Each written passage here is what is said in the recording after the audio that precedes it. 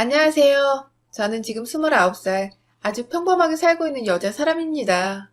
저는 오랫동안 혼자서 살아왔어요. 제가 중학교 1학년 때 어머니가 일찍 돌아가셨거든요. 그리고 아버지는 바람을 피던 여자와 엄마가 돌아가시자마자 혼인신고를 하고 집을 나가서 저와는 완전 연이 끊어져 버렸어요. 그래서 저는 엄마와 살던 집에 혼자 남아 중학교 때부터 별별 일을 다 해가며 힘겹게 혼자 살아남았어요. 그런데 어른이 없는 집에서 혼자 살아남는다는 게 정말 너무 어려운 일이더라고요. 항상 제대로 씻지도 먹지도 못해서 몸에서 머리에서 냄새가 났고 빨래를 해본 적이 없어 어떻게 해야 하는지 몰라 교복도 제대로 세탁하지 못해서 저는 많은 사람들에게 피해를 줬습니다. 그래서 전교생에게 왕따를 당하다 결국 자퇴를 하고 저는 돈을 버는 걸 목적으로 이곳저곳에 일을 하기 위해 돌아다녔습니다. 그러다가 저처럼 방황하는 아이들을 만나게 됐어요. 남들이 보면 비행 청소년이라고 손가락질 했었지만 저에게는 정말 좋은 친구들이었어요. 겉으로 보면 참 날라리, 양아치였지만 저를 있는 그대로 봐주는 유일한 사람들이었습니다. 그리고 그 애들 덕분에 저는 사람이 될 수 있었어요. 아르바이트를 할 수 있는 곳을 알려주었고 빨래를 하는 방법도 사람처럼 꾸미는 방법도 저에게 알려주었습니다. 참 좋은 친구들이었어요. 어린 나이에 담배를 좀 많이 피우고 남자애들과 뒤엉켜 놀긴 했지만 저에겐 진짜 최고의 친구들이었어요. 그렇다고 저에게 나쁜 걸 강요하거나 하진 않았었거든요. 그렇게 1년 넘게 같이 살다시피 하다가 그 친구들과 함께 저는 검정고시를 준비하게 됐어요. 그 친구들도 조금씩 노는 것을 멈추고 저와 함께 미래를 꿈꾸기 시작했습니다. 그렇게 저희는 진짜 열심히 공부를 해서 검정고시를 합격했고 그 후 각자의 길을 위해 따로 흩어져 살게 되었어요. 그리고 저는 대학교를 가서 처음으로 남자친구를 사귀게 되었습니다. 그 남자친구는 저보다 2살이 많은 남자였고 배울 게 참 많은 사람이다라고 생각이 드는 그런 남자였어요. 바르고 성실하고 과대를 맡고 있는 훈남이었습니다. 남자친구와 저는 대학교를 졸업할 때까지 싸움 한 번 없이 무사히 연애를 마치고 저희는 사회에다가 같이 동거를 하게 됐어요. 동거를 할 생각은 아니었는데 아무래도 서울 월세가 비싸다 보니 둘이 따로 살 바엔 합치는 게 낫겠다 싶어 같이 살게 됐어요. 처음엔 너무 좋았어요. 신혼부부 같고 참 좋더라고요. 그런데 문제는 남자친구의 어머니였어요. 저희가 같이 살고 있는 걸 알고 계셨는데 너무 불쑥 자주 찾아오시더라고요. 남자친구의 어머님은 제 가족사를 다 아시는 건 아니지만 제가 부모님이 안 계시다는 건 알고 계셨어요. 그래서 저를 너무 대놓고 무시하고 싫어하셨어요. 매번 남자친구가 없을 때마다 집에 찾아오셔서 저에게 쓴소리를 하고 가셨어요. 지훈이가 너 아니면 안 된다고 자꾸 그런 소리 하니까 지금 봐주고 있는 거야. 근데 결혼이랑 연애는 다른 거 너도 알지? 결혼은 꿈도 꾸지 말아라. 매번 저에게 너는 그냥 동거인일 뿐이다라고 선을 그으셨어요. 남자친구는 그런 것도 모르고 저에게 자주 결혼, 혼인신고 얘기를 꺼냈어요. 그때마다 저는 정말 힘들었습니다. 이러지도 못하고 저러지도 못하고 일찍 돌아가신 어머니가 원망스러웠어요. 나도 이렇게 태어나고 싶어서 태어난 게 아닌데 진짜 너무 슬프더라고요. 그렇게 매번 남자친구의 말을 못 들은 척 피하기만 하다가 일이 터지고 말았어요. 갑자기 남자친구의 어머니가 집에 오셔서 다짜고짜 제 뺨을 때리시는 거예요. 너 내가 결혼은 안 된다고 말했지? 어딜 감히 니까짓 게 내 아들을 넘봐? 어머니 무슨 말씀이세요? 네가 뭐라고 했길래 지훈이가 너한테 프로포즈를 하겠다는 거야? 너 지훈이한테 결혼하고 싶다고 말했니? 네가 지훈이한테 닥달한 거지? 그치? 결혼하고 싶다고 매달린 거지? 저는 갑작스러운 어머니의 말에 너무 놀랐어요. 저도 몰랐던 일이었고 그런 낌새도 없어서 뭐라 말을 할 수가 없었어요. 그런데 어머님이 자꾸 제 자존심을 짓밟으시더라고요. 니까짓 게 뭐라고 우리 아들이 너한테 프로포즈를 해? 진짜 내가 기분이 더러워서 어디 부모도 없는 년은 아유. 어머님 그 말씀은 좀 심하신 것 같아요. 어머님 화나신 건 알겠지만 저도 진짜 모르는 일이었고, 이렇게까지 제가 맞아야 하는 일인지도 잘 모르겠어요. 이게 진짜 정신을 못 차리고? 남자친구의 어머님은 제 머리채를 잡고 바닥으로 내던져버렸어요. 저는 완전 제대로 넘어져 버렸고 크게 다칠 뻔했어요. 그리고 제가 정신을 차리기도 전에 제 머리 위로 뭔가가 떨어지더라고요. 보니까 간장이었습니다. 싱크대에 있던 간장을 시어머님은 넘어져 쓰러진 제 머리 위로 쪼르륵 떨어뜨렸어요. 내가 점잖게 말하고 기회 줄 때 결혼 안 하겠다 말해. 그리고 네 수준에 맞는 남자 찾아서 결혼을 해라. 알았니? 남의 귀한 자식 앞길 막지 말고. 혹시나 해서 내가 말하는 건데 임신 같은 걸로 내 아들 발목 잡을 생각도 하지 마라. 어머님은 임신 얘기를 하면서 자기 가방에서 콘돔을 꺼내서 저에게 던지곤 바로 집을 나가셨어요. 저는 진짜 자존심이 너무 상하고 속상했어요. 내 모습이 너무 비참해서 더 이상 안 될 것 같아 남자친구와 이별을 결심하게 되었습니다. 그리고 저는 집을 치우다 도저히 자존심이 상해서 안 되겠다 싶어 치우지도 않고 그냥 집을 뛰쳐나가 버렸어요. 그리고 무작정 어렸을 때 함께했던 친구 집으로 향했어요. 친구는 제 얘기를 다 들어주고 응원과 격려를 해줬습니다. 그동안 혼자 힘들었겠다면서 진심으로 위로를 해줬어요. 그러다 저는 잠들었고 눈을 떠보니 제 앞에 남자친구가 있는 거예요. 친구는 거실에 있고 저는 방에서 자고 있었는데 너무 놀라서 꿈인 줄 알았어요. 알고 봤더니 울다 지쳐 잠든 제가 걱정됐던 친구는 남자친구에게 온 전화를 대신 받아 그동안 있었던 일을 말해준 거였어요. 남자친구는 그동안 자기가 너무 몰라줘서 미안해하며 저에게 사과를 했고 제 손에 반지를 끼워주며 결혼을 약속했습니다. 저는 안 된다고 말을 했지만 남자친구는 자기를 믿어달라고 말을 하더라고요. 그리고 친구도 같이 옆에서 응원해줘서 저는 남자친구를 믿어보기로 했습니다. 그렇게 저희는 그날 집으로 돌아와 어머님이 저에게 했던 일들에 대해 저는 남자친구에게 사실대로 다 말해줬어요. 남자친구는 그 얘기를 듣고 적잖이 충격을 받은 것 같았어요. 미안해. 우리 엄마가 너한테 그렇게까지 할 줄은 몰랐어. 난 밉보이라고 너에 대해서 엄마한테 말한 게 아니었는데. 오빠 탓이 아닌데 뭐. 나도 어머님 아예 이해가 안 됐던 건 아니야. 내가 뭐 하나 잘난 것도 없고. 무슨 말이 그러냐? 그렇게 생각하지 마. 너 속상한 만큼 내가 더 잘할게. 남자친구는 그 다음날부터 정말 열심히 어머님을 설득하러 다녔어요. 그럴 때마다 저는 친구 집에 피신에 가 있었고요. 전처럼 혹여나 난리가 날까봐 남자친구는 친구 집에 가 있으라고 하더라고요. 그렇게 정신없이 지내다 보니 6달이 순식간에 지나갔어요. 남자친구와 저는 그 사이 결혼 준비를 하고 있었어요. 물론 아직 부모님의 허락이 떨어지지 않았지만 저희는 굽히지 않았고 계속해서 어머님을 설득했습니다. 남자친구는 정말 믿음직스러웠어요. 저를 지켜주고 감싸줬고 어머님의 반대에도 굴하지 않고 저만을 사랑해줬습니다. 그렇게 저희는 넉넉하게 날짜를 잡았지만 1년 동안 어머님의 허락을 받아내지 못했고 결국 저희끼리 결혼식을 아주 작게 올리게 됐어요. 시댁에 청첩장을 보냈지만 끝내 오시지 않으셨습니다. 남편은 많이 속상해한 것 같았지만 그래도 저한테 내색을 하지 않았어요. 그런 남편에게 미안하고 고마워서 저는 평생 이 남자에게 헌신하며 사랑할 것을 다짐하며 맹세했습니다. 그리고 저희는 정말 나라에서도 인정한 부부가 되었어요. 행복했어요. 뭐 원래 살던 곳 그대로 살기로 했지만 느낌이 완전 달라서 두근대고 신나고 설레이고. 하지만 그 행복은 진짜 한 달도 안 돼서 제대로 산산조각이 나버렸습니다. 이제 진짜 시어머님이 된 어머님이 매일같이 집에 찾아와 저를 괴롭히기 시작했어요. 정말 다양한 방법으로 저를 괴롭히시더라고요. 첫날에 무당 같은 아줌마를 데리고 와서는 출근하는 저를 붙잡고 이상한 빨간물 같은 거 뿌리고 부적을 붙이질 않나. 그 다음엔 집안까지 들어와 파치랑 쌀이랑 마구 던지기 시작했어요.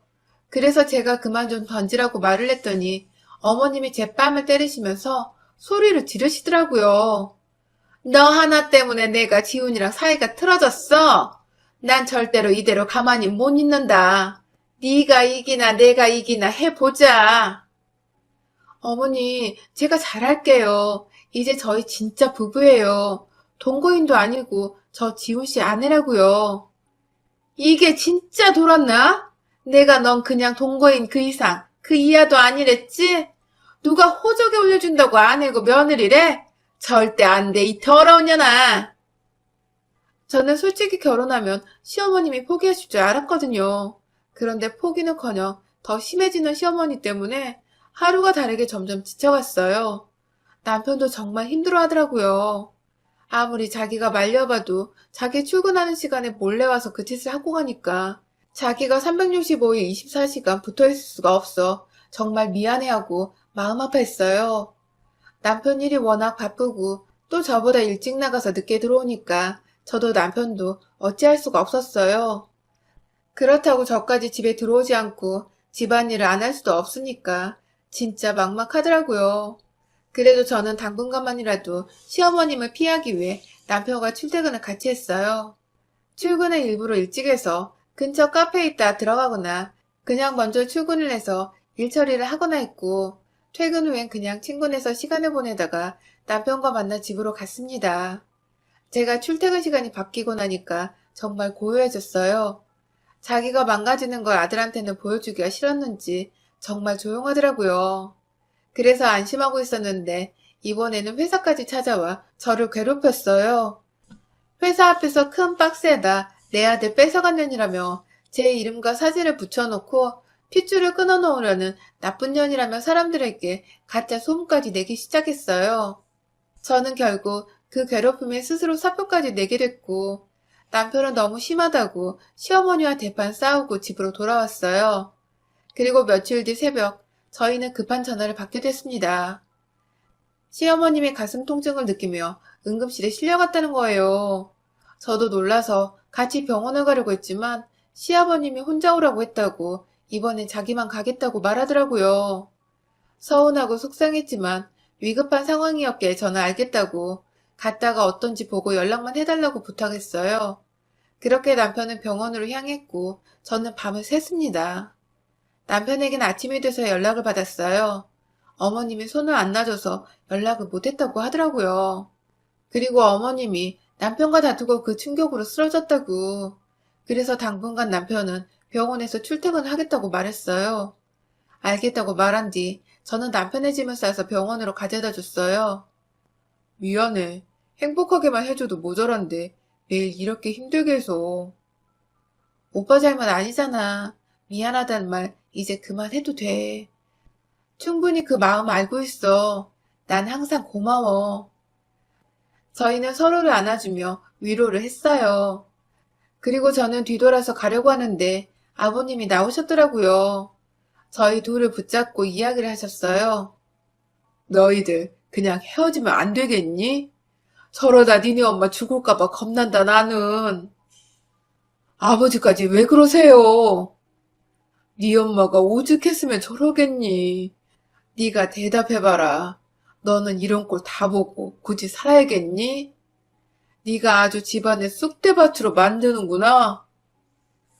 아버님은 저를 굉장히 미워하고 원망하고 계셨어요. 저는 그 자리에서 계속 죄송하다는 말밖에 할 수가 없었습니다. 남편은 황급히 절 집으로 돌려보냈어요. 그렇게 집으로 돌아왔고 남편은 그 후로 계속 병원에서 출퇴근을 하며 지냈습니다.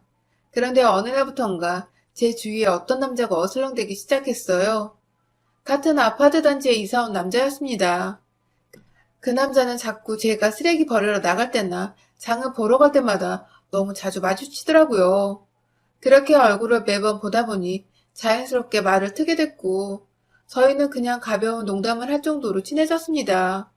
그런데 자꾸 저에게 스킨십을 하려고 하더라고요. 저는 기분이 나빠서 단칼에 거절했지만 틈만 나면 뒤에서 나타나 저를 안고 만졌습니다. 저는 스트레스를 받아서 소리를 치며 신고하겠다고 말했어요. 그리고 집으로 돌아왔는데 그날 밤에 남편이 아주 화가 난 얼굴로 집으로 들어오더라고요. 저는 간만에 보는 남편이 너무 반가워서 남편에게 달려갔는데 남편은 저를 밀치며 화를 냈어요. 오빠, 무슨 일 있어? 무슨 일? 네가 그걸 몰라서 묻는 거야? 너 진짜 난 너랑 살려고 가족까지 다 버렸는데 이렇게 뒤통수를 쳐? 저는 남편에게 좀 알아듣게 설명해달라고 말을 했어요. 그러자 남편이 저에게 사진들을 보여주더라고요. 저는 그걸 보고 진짜 너무 놀랐어요. 제 주위를 얼쩡거리던 남자와 제가 찍힌 사진이 한가득 남편에게 있는 거예요. 저는 너무 놀라 이게 뭐냐고 물었어요.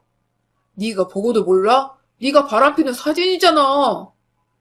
무슨 소리야? 이 남자랑 나 아무 사이도 아니야. 그냥 같은 아파트 주민이라는데 자꾸 나한테 찝쩍대더라고. 나도 그래서 계속 거절했어. 그럼 이건 다 뭔데?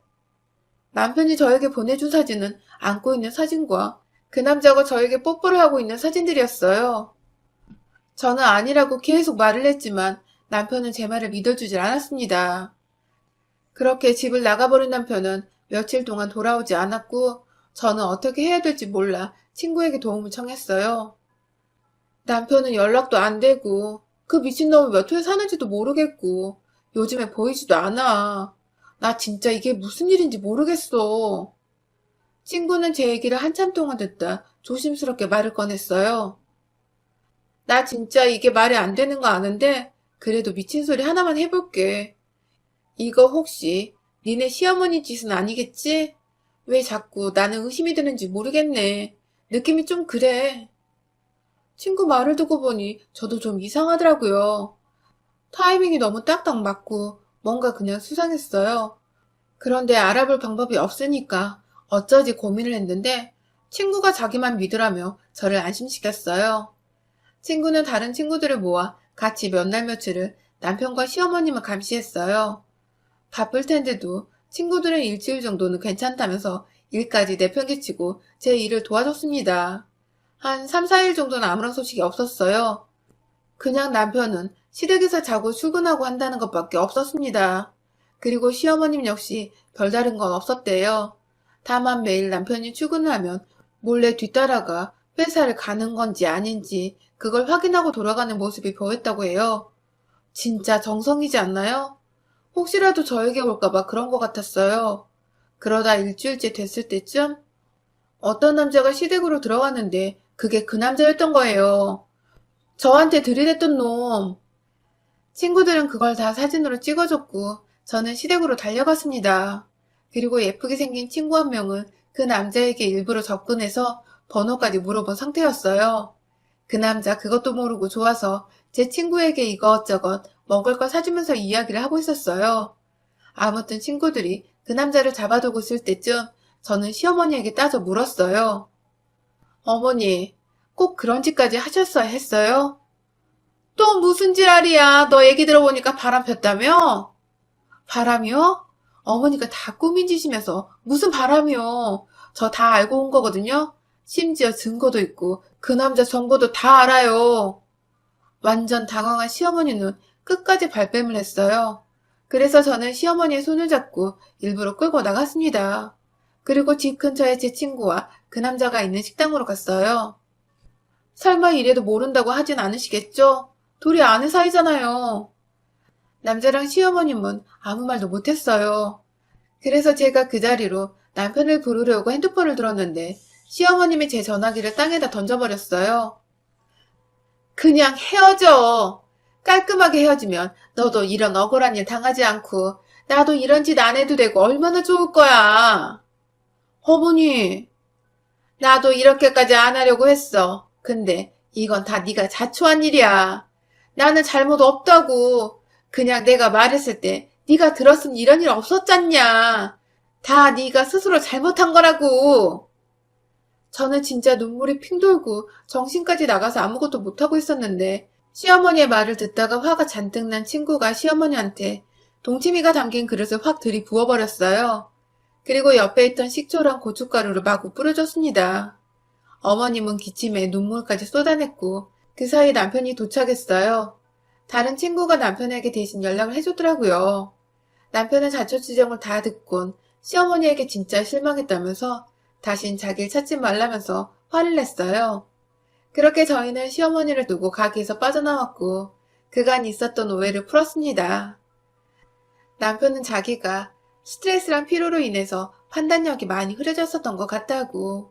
정말 미안하다고 잘못했다고 사과했어요. 저도 남편 입장이라면 그럴 수 있을 것 같더라고요. 밤새서 시어머니 투정과 병수발 다 들고 출근까지 하고 그걸 며칠도 아니고 한 달 가까이 했으니 정말 힘들었었겠죠. 저희는 제 친구들 덕분에 헤어질 뻔한 위기를 모면했고 그 후에 진짜 시어머님과 연을 끊었습니다. 남편은 한 번씩 아버님과 연락을 하지만 찾아가거나 따로 만나거나 하진 않고 있어요. 어머님도 그 사건 이후로 정신이 좀 들었는지 제 앞엔 안 나타나더라고요. 시아버님도 이건 좀 아니라고 자기 편을 안 들어주니까 저희 볼 면목도 없었겠죠. 그 후 저는 다시 원래의 삶을 찾았고 남편과는 더욱 사이가 좋아졌어요. 남편은 자기가 잘못했으니 저에게 더 잘하겠다고 약속을 했고 그 말대로 저에게 진짜 잘하고 있습니다. 그래서 지금은 너무나도 행복하게 잘 살고 있습니다. 힘든 일들을 그렇게 많이 버텨왔으니까 그만큼, 아니 훨씬 더 앞으로는 행복할 거라 믿고 있어요. 그리고 저는 저를 2번이나 살려준 친구들에게 너무 감사해하며 살고 있어요. 앞으로도 이 우정 변치 않도록 제가 더 잘하려고요. 남편도 친구들도 저에겐 너무 축복인 것 같아요. 아니, 엄마가 주신 선물이지 않을까요? 여러분의 생각은 댓글로 남겨주세요. 오늘도 시청해주셔서 정말 감사합니다.